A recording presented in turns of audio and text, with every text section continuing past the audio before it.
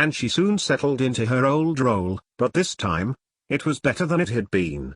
Edward was much taller, just a little higher than Osrith's own head, and he had strength but he did not fully use it, nor had he been trained to think, to anticipate. If only she could have trained him, herself, Osrith thought, if Alfred had not sent her away. He needed experience in battle, certainly, and his mother was keeping Edward close at hand. So, failing battlefield understanding, Osrith brought it back to basics, and showed him the foundations of the 4 moves that were hand-to-hand shield wall positions, how to kill in 4 moves, then back again, and Edward was coming on, save for 2 things. 1. He did not want to attack her properly. Instead of throwing his full weight behind the moves, to bear down and knock Osrith off her feet, he stopped at the last moment and gave some sort of feeble attack that a child might give. Saving that some of the other guards were around, Osrith might have thought it was because he was not willing to make the last, killing stroke, which was a feigned one when warriors trained, but when Stipa found him other opponents, Osrith saw that he was well able to dominate them. Secondly, her training meant that they were in the orbit of the king's nephew, who came to watch training sessions and gave commentary every so often, which put him off. Osrith complained to Stipa, who had taken these to the king, but it did not seem to put Ethelwold off. "Come on, cousin of mine, put her on her back," Ethelwold shouted, to Edward, "if you haven't already." At once, Edward threw down his sword, and pushed his cousin off the low wall of the gardens, where he had been sitting, lazily, mocking both their efforts. Osrith crossed over to the Ethelong, who was glaring angrily at Ethelwold, as he got himself out of one of the bushes and leaned to his ear. "Ignore him, Lord Prince," she instructed, and in the end explained to Edward that a battlefield was a noisy, dangerous, difficult place, where 3 or 4 screams, all conflicting one another, might be heard at the same time, and he should trust and act on his own instinct. "I am so glad you are here, in the palace," Bilka said to her one evening, as she was leaving the chapel. Osrith hadn't realized he had been there, and she nodded, graciously, as she thought uncharitable thoughts as to whether he had scuppered her captaincy. And Edward said the same that evening, as she waited with the Atheling at dinner with his family, when they were walking back to his room. "You are not the same." "No, Osrith thought, I am not the same. I have been tricked by your father, for one, and possibly a person who I thought I could trust." "It is nothing," she replied, forcing herself to brighten. "I just wished for a moment I was with my men." She waved her hand as they walked back to his room. "It has passed." But it hadn't, and Osrith's mind drifted to the stable, specifically the silver still buried there, and wondered where, as a landless person, it could take her. She could go back to Mercia, where she was respected for what she did, and all the while Danes raided across the border again, and Osrith wanted to take men, any men, even those clowns Aldred and Eckard, to the border again, and she had Elfka had done. "I know how the battle went, at Farnham," Edward said, suddenly. "If you like, I can tell you." And Osrith was back, as his guard again, and felt the crushing sense of victory, a Pyrrhic victory, as Edward told her with joy that Elfrith and all her men had come through it well. And the victory was ours alone, the Saxons, Wessex, and Mercia, Osrith added, and Edward's face dropped a little. "Lord Ethelred chose not to come. He looks instead to the east, for spiritual help." "No Ethelred? No Mersons?" "The Lady Ethelfled, my sister, led the kingdom," Edward added, "and the men will returning." Of course she did, Osrith thought. Anything to draw attention to herself, sees a conflict and worms the best deal for herself and leaves a trail of damage that she stirs herself in her wake. And then she thought of the silver in the stable again, and how Domhnall might forgive her running away as long as she brought him enough wealth. Oh, to be in Alba again, that was a dream. A beautiful dream. When she had formally said goodnight to the Atheling and left the palace, Osrith made her way to their 2 Cranes Inn, ordering herself goat's milk, for she knew she would not settle to sleep. This astonished the barmaid, who turned out to be Elfberg, and looked at Osrith with the same desire as she had done 2 years before. Why was she working here? Hadn't she married Uhtred's man? It did not take Osrith long for her to drink the milk, and she left shortly after placing the tankard on the bar. She felt uneasy, unsettled, and could not determine the cause. In any case, she could not sleep, and determined instead to visit the armory and volunteer her services to Stipa until sleep came to her. Crossing the marketplace, Osrith nodded her way through the gates, as a tired Eckgard came to his senses and saluted to him, and crossed the gardens and to the courtyard, meaning to slip into the little door which led into the armory storerooms. That was when she felt two hands take her shoulders and throw her against the wall. Osrith struggled, as the face that went with their hands leered close to her. "I know you, and you are no warrior," Ethelwold smoothed, as he breathed into her neck. "All that, with my cousin? You are nothing more than the little girl that used to guard Edward." He pushed his body against Osrith and clenched both of her wrists into one of his own. "You didn't let me have you then." Ethelwold's free hand made to fondle the outside of her shirt, as Osrith struggled. He was stronger than her, and they both knew it. But still, Osrith shook him away. "If you will not yield to me," he growled, slamming her body hard against the stone wall, "I will find out where you live and beat you until you do. I will take—" He pressed his lips to her mouth, and laughed at her indignation. "Your skin off your body, oh yes!" And this time his hands had got past her shirt, and under her bindings, and he rolled the flesh of her breast in his hand while holding her fast, running a thumb over her nipple several times. "Ooh, oh ooh," and out it pops. His voice oozed, continuing to annoy her by fiddling with it, before making to move his mouth to it, tongue as if to lick nub, now alert from his attention, and laughed at her indignation. He then made the mistake of letting go his hand holding her wrists, snaking it down and pressing over her trousers, dry-fingering her. "We will see how much you can take." And then Osrith drew back her head, and slammed her forehead into his nose. Ethelwold stopped sexually assaulting her, and froze for a second, before staggering back, blood streaming from it. Osrith did not know what it was she was screaming, though she knew it was not Saxon, nor English, and Bué was before her, as he looked back at Osrith, a terrible expression on her face, as she made herself decent. When she realized she was being watched, by Eckgard, of all guards, and one or two other younger ones, Osrith leveled her sword to Ethelwold. He made to get up, but Osrith kicked his legs away, and he fell, awkwardly, onto the flagstone floor. The guards laughed, but not for long, as Stipa ordered them to get away. Osrith, meanwhile, was standing over her abuser, one foot on his chest, and Bué's spear point at his groin. Stipa put a hand firmly to her stomach and moved Osrith off Ethelwold. "I'm afraid I can't let you kill him," Stipa told Osrith, who was glaring with everything she had at the king's nephew. "Can I castrate him then?" Osrith asked, not taking her eyes off Ethelwold. "I have done it before. Alfred will no more fear of succession." "That is funny," Stipa said, his face looking anything but amused, then took her left arm, forcing her away. But, though Osrith did back away from Ethelwold, she did not sheathe Bué. Instead she gripped the hilt of her blade tighter. "I need you, Lackland," Stipa insisted. For a moment, Osrith, when Alfred's guard let go of her arm, she thought she was going to fly at Ethelwold. Instead, she turned and stalked past Stipa and up towards the armory. "Do not go back to your room tonight," Stipa advised. "Stay here. You can lock the door." "If I lock the door," Osrith growled, bitterly angry at what had gone on, "I admit I cannot defend the Atheling." Stipa held out some bread to her, which Osrith shook her head at, but she did concede to a half jar of ale, which she sipped deeply from. "Everyone knows you could have killed the king's nephew tonight, Osrith," Stipa said, "and no one doubts your abilities." Then, he passed her a mostly clean cloth, nodding towards her face. Osrith touched her forehead. Her fingers were damp with blood, presumably from breaking Ethelwold's nose. She dabbed at her face, nodding back, gratefully.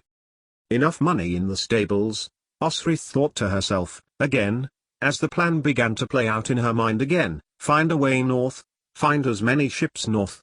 She sipped the ale as Stipa began to polish a spear shaft. A walk, join another army. Join the Danes if they head north. She could speak Norse, Danish was not that much different. And, They accepted women. She could be Kriegwind again. Or just go, humbly, and monetarily endowed, to Domhnall. Osrith drained the pot and handed it back to Steeper, nodding gratefully to him. I do appreciate what you did, she nodded. Otherwise, is it hanging for killing a member of the royal family? Oh. At least, Steeper replied, his dry humor showing through. Although in my case a beating first. I probably only broke his nose. She looked at Steeper, and narrowed her eyes. I was protecting my guards, and he was sneaking around, Steeper explained. Explained what the story was going to be. He will not remember. He was drunk. As always. He was not, Osrith thought, but said nothing. My thanks, Steeper. The big man peered at her, then nodded his head. No need to thank me. You are one of my warriors, are you not? He watched as she pushed her chair away and got to her fear. And you are going? To guard the Atheling, Osrith replied, feeling that sleeping behind the thick oak door of Edward's room was infinitely preferable to finding her way back in the dark to her room, and her shrewish landlady. And that, if Osrith thought about it at all, in the future, was, more or less, the place where everything began to go wrong. 88,888,888. Edward stirred when she stepped through his door, dismissing one of Steeper's Wessex guards with a nod. The grateful guard hurried down the passage and Osrith bolted the door behind her. Dampness was on her cheek, though it was probably Ethelwold's blood congealing on the sides of her face. She was not quiet enough to settle down without disturbing the Atheling, though, and Osrith sighed at her indiscretion. I apologize, Lord Prince, she said, but Edward was out of his bed, bringing his candle with him. He was still dressed, and it looked as if he had just been lying on his bed. Brooding, perhaps? Thinking on his wedding, where his heart lay somewhere else. I am just going to guard you and your door tonight, if that is preferable. But Edward had come over to her, and was looking at her face, holding the candle high. Osrith, he said, his voice full of concern. You aren't making any sense. He looked at her face, then touched her cheek. You've got blood on you. You're trembling. It is nothing, Lord Prince, Osrith replied, trying to sound braver than she felt. What happened? He asked. Nothing I can't handle, Osrith replied, and it was true, she would have handled it, if she could have. Did that make her more a Dane than a warrior in service? Come, Edward said, hand on her shoulder. You need someone to speak to this night. But he did not send her from his room. Instead, he bolted the door behind Osrith and led her over to his bed. He made to bring her to sit next to him, but Osrith shook him from her shoulders. I swore an oath to you once, Lord Prince, that I needed to be more powerful than you. I needed to overcome you. Osrith's hand moved to Buea, and she had got her halfway out of her scabbard when Edward sprang back up, staying her hand as he put his over hers, and she withdrew her sword, holding it high. She saw a strange look pass over his face. It is resolved, Osrith confirmed, and Edward lowered her sword arm. Buea resheathed.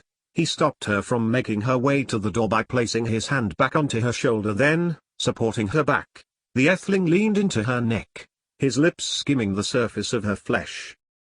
Edward! Osrith exclaimed in shock, and tried to push him away. But he carried on, working his lips up her neck, and began to kiss her ear.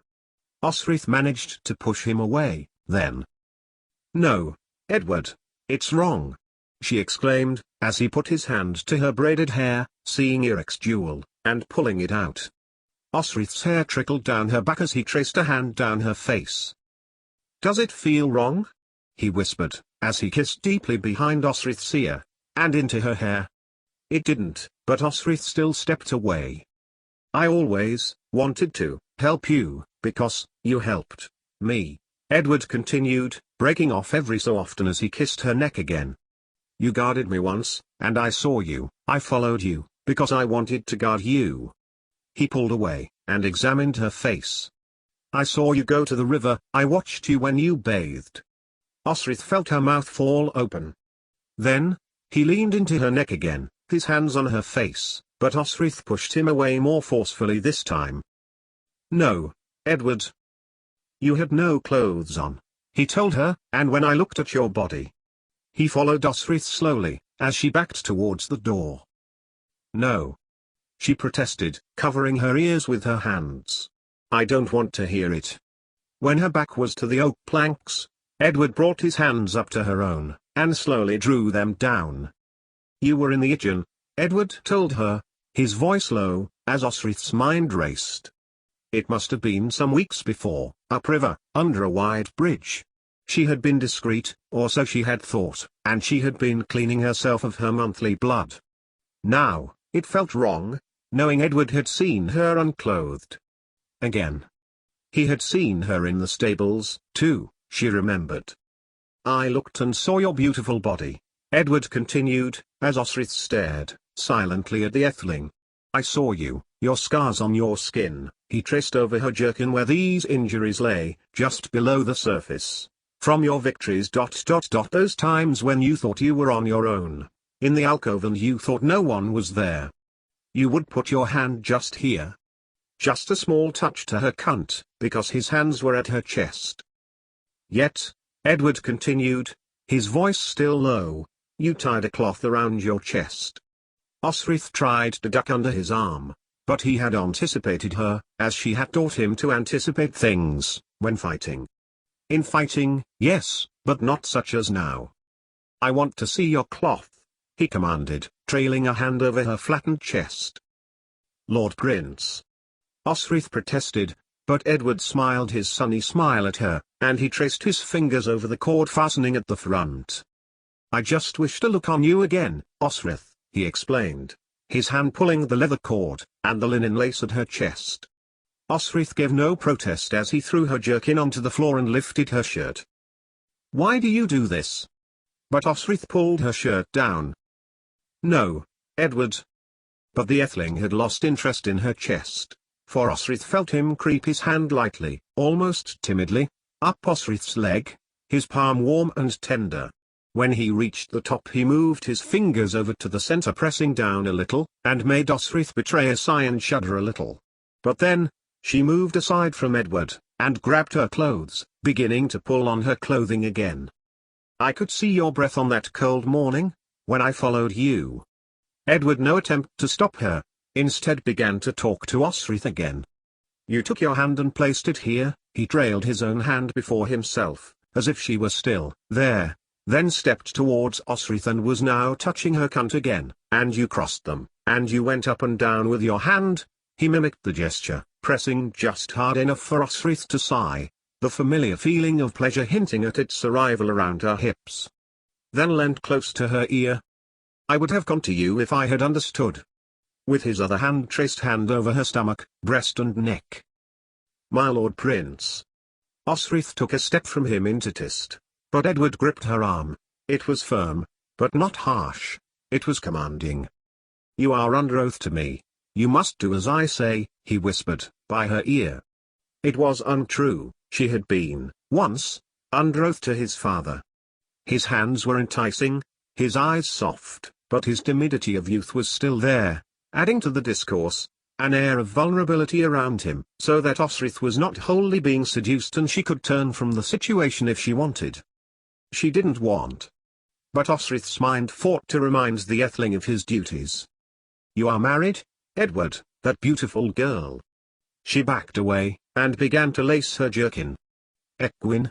If the name stirred anything in him, he did not show it. Instead, he held out a conciliatory hand, and Osrith, like a fool, took it. "Let us not talk about her," murmured Edward, looking at her face. "Let us talk about you." He leaned towards her ear once more, and whispered, "But I don't command you, Osrith Lackland." Then, he kissed her neck, just once, as if he were afraid of her, breaking off immediately, and shyly hanging his head. "I want to see you throw your head back and cry out, like you did that morning." Osrith thought back. She had wanked many a morning in the shallows of the river, where the current could not have taken her away. It could have been after glancing Finan, and her hand had strayed to clitoris. Before she had known what she was doing to herself, She had placed 2 fingers, one either side of that bump, and had been squeezing them together, rhythmically. It was the quickest way to get herself off, and it had felt good, refreshing. Or, maybe 2 mornings before, when she had pulled her breeches up and bore down into them, folding her legs in, to get that tingling release from the friction. Or maybe the time she had ridden the thumb knuckle of her hand. Could it have been when she had pulled the dry moss between her cunt lips? That had been a good technique, but had left her a little sore, though it had been a very fast way to orgasm. But, she had been careful, she knew it. Edward really must have been determined to see her if he had seen her masturbate. He escorted Osrith by the elbow until she was closer to him, and smiled at her, as if he had just received the biggest birthday present in the world. The world seemed dreamlike as she pulled back from him, the firelight glittering in his fair hair as he moved her to him. Her fate was certain, Osrith knew, and she gave in to his will. Her fingers brushing against his skin as she kissed the Atheling, and she smiled softly at Edward, before he took her face in her hands, parting her lips with his own, tonguing her mouth. Then, Edward broke away. He did nothing at first, looking at her all over, betraying a heavy breath near her neck. Then, he gently lifted the fastenings of her leather jerkin, which he took from her body, before undoing the ties of her shirt, opening them gently and full of wonder, breathing heavily as he pushed away Thor's hammer, which Osrith saw he had noticed. Then, the prince felt around Osrith's chest for the end of the cloth. It was tucked in and, when he found it, let it cascade around her, falling to her feet as it liberated her breasts, which perked up in front of her, her nipples soft, flattened by the material, as they usually were, and the Atheling looked at them, but did not touch any part of her. Osrith felt short of breath as Edward lowered his head towards her. He was tall, as Ethelfled was tall and at first, and a flicker of feelings towards him made her tremble a little. Her nipples hardened as a cool breeze flitted about the room from the tiny gaps in the wooden shutters. Osrith watched as Edward made to touch her breasts, his hand quivering with uncertainty as he closed on one, then the other, feeling them, rounded, in his palm. He stepped closer now, his eyes between her breasts and her face, like a man who had seen a true wonder and was not sure what to do about the sight. Osrith did nothing, but waited. Perhaps the boy would get tired of it, and she could curl up by the door and guard him like she used to. But he was a boy no longer. He had his hand to her face, taking a hand to trace the axe mark, which so nearly took her ear or more, outside Dunnottar, as she defended the younger brother, Giric, as she had sworn to do, then placed his lips on the diagonal scar made by Giric, as Grioghair, when he had come to defile her for her resistance to matrimony to Guthard. Then, Edward changed tack, and brought his mouth to her face, working his it across her cheek, a rough stubble of a first beard irritating her skin, then to her lips, then drew her close to him, enveloping her next to his chest, as if his arms were the protection of the world. Working his way down from her ear, he got to her shoulder, kissing delicately into her collarbone, something which made Osrith sigh unexpectedly. She had never felt that before, and it felt good. Edward continued kissing Osrith, past the indentation of her collarbone, then further south, before going back to her breasts, this time using his mouth to kiss between them, then slowly running his tongue up her neck. It was good, the softness, the uncertainty of his touch, it was heightening her pleasure. Osrith had never felt like this before. The Atheling's hands gently caressed Osrith's back, her waist and hips, her arms, her shoulders, and she felt their heated bodies pressed together, with just his shirt separating their naked bodies. And then Osrith took the lead.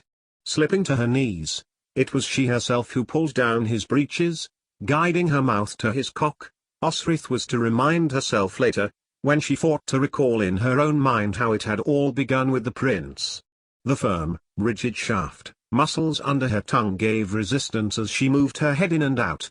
Her choice this time, not like the forced, choked act of the Allied warrior, 9 fingers, hand on her chest, the wet terminus of his shaft forcing itself into the back of her throat onto the hard sand, his hairs catching in her teeth, like a furry, hot snake, until it emitted its potent venom.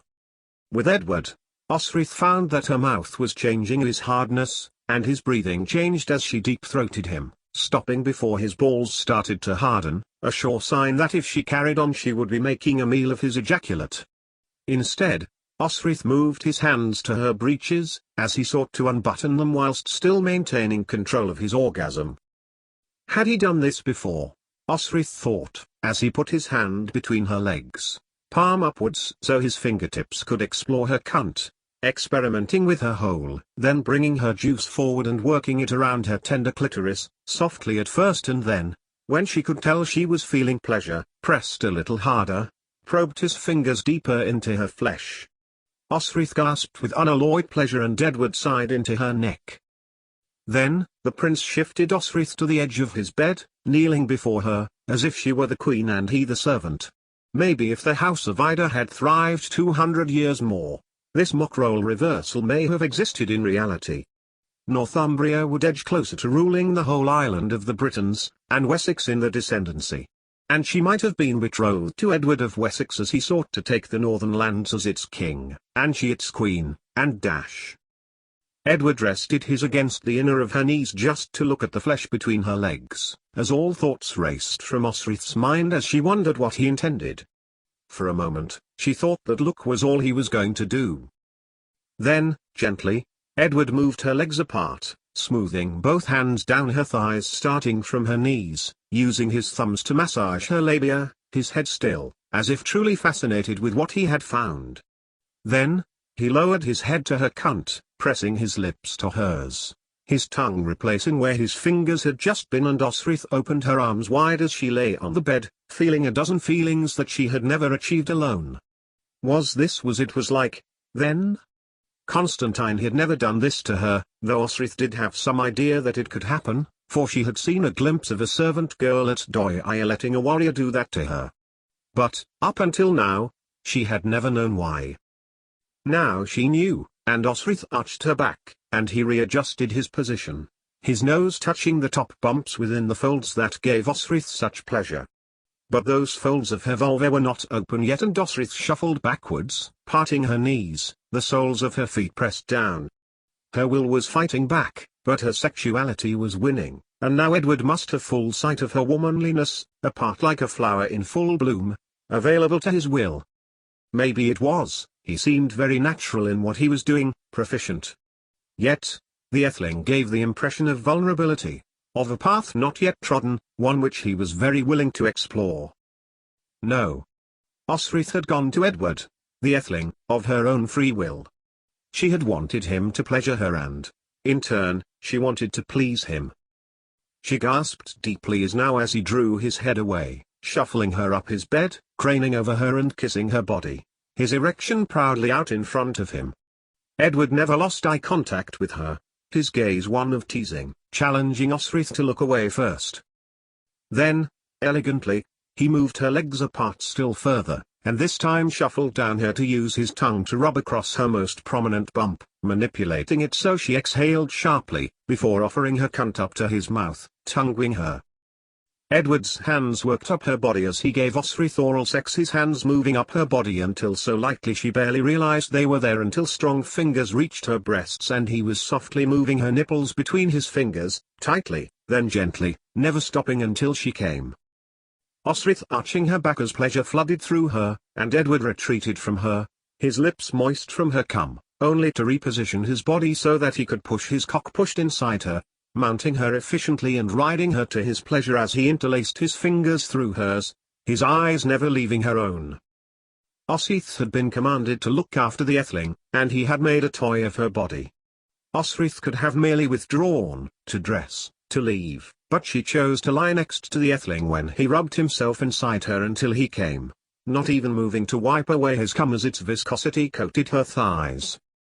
This was her first time since her only lover, Constantine, at Glen Orchy, and it could not have been more different. Constantine demanded. Edward worshipped. Constantine argued and shouted and forced. Edward whispered and suggested and encouraged and adored. Yes, Osric felt like she had been adored by him, like it had been an honor to fuck her. It was not to be the only time she would be seduced by the heir to the throne of Wessex. Osric would always attend him with a will of ice, determined that she would not give in, but Edward knew how to melt her, She would tell herself it was a duty, nothing more, like a battle. But she felt a battle as she felt Edward loving her. It was a duty, but her heart beat faster at clash of steel on wood. Adrenaline coursed through her like a river of heat, making her want to shout with adulation at the energy of it all. It would begin slowly, and he would always have the measure of her, and get her unclothed no matter her resistance. He was stronger than she was now, but the Etheling never used his strength. Except once. Once, on a day so far in the future that Osrith could not imagine it ever happening, and a chain of events similar to ones which were about to happen because of that night, would be put into place. But, after that first night, Osrith did not know that then. Guilt hung heavy in her chest for the wrong she had done her brother, and she would be leaving. As the sun rose, she left the Etheling asleep in a warm bundle of sweat and cunt juice and seed, taking a good deal of it with her on her own legs, as she contemplated her plan to go north,